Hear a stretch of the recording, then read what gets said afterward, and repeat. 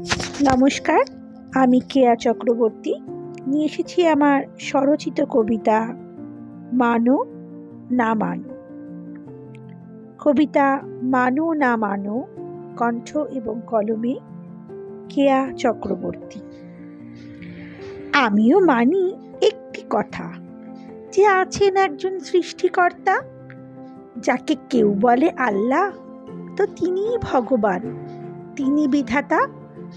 যিনি বোঝেন আমাদের সকলের মনের সকল কষ্ট আর ব্যথা। সময় হলেই তিনি আমাদের ডাকে সাড়া দেন, যার জন্য রেখেছেন যেটুকু করে বরাদ্দ, সঠিক সময়ে সেটুকুই পাবে। মানো চাই না মানো, এটাই ভাগ্য, আবার কখনো এটাই দুর্ভাগ্য। বিপদে পড়লে করি তাঁকেই স্মরণ, উদ্ধার করো জগতের সকল দুঃখ। তুমি যে মধুসূদন, বিপদ তারণ। আছে এক অজানা শক্তি, যার জন্যই দিন থেকে হয় রাত। বিজ্ঞান বলবে, আরে এ তো পৃথিবীর আহ্নিক গতির কারণ।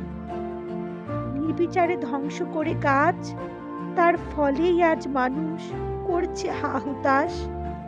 পরিবেশের হচ্ছে দূষণ, বাড়ছে সূর্যের তাপ দিন প্রতিদিন।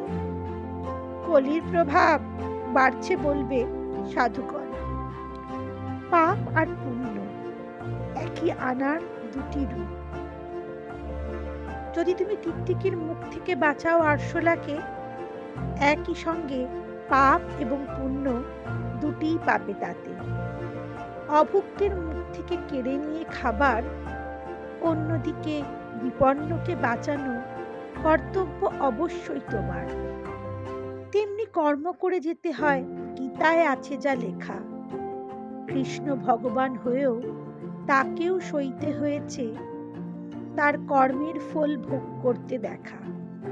না হলে এক ব্যাধের তীরের ফলায় গেল তার প্রাণ। কিন্তু আত্মা যে অবিনশ্বর, ঈশ্বর আজও তার দিয়ে গেছেন কত শত প্রমাণ।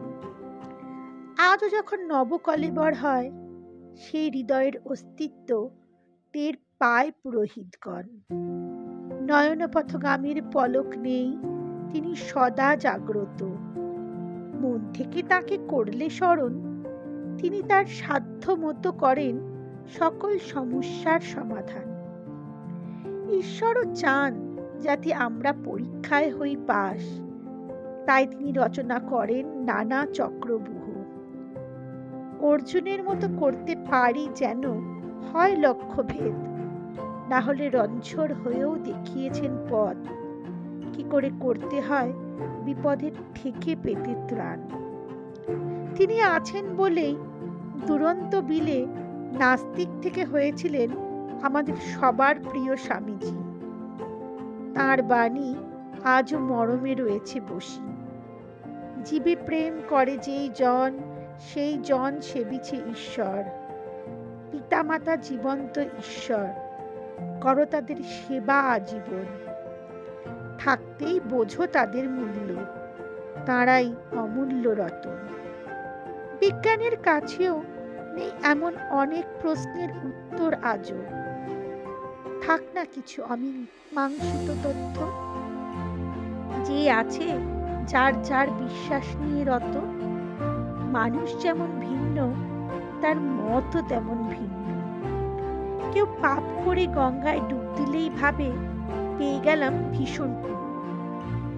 মনের মাঝে পাপ বাড়ছে জিলিপির মতো, অথচ অষ্টপ্রহর জপছে ইষ্ট নাম। সে কি শুদ্ধ আত্মা? তোমাদের কি মনে হয়? বলতে গেলে বলার মতো আছে বহু বিষয়, কিন্তু সব বিষয়ের সমাধান আজও খুঁজে পাওয়া সম্ভব নয়। মন্দিরে মন্দিরে খোঁজো যাকে, সে আছে মিশে তোমার মনে। দেহ হলো মন্দির, তাই স্মরণ করো তাকে বিশুদ্ধ মননে। নমস্কার।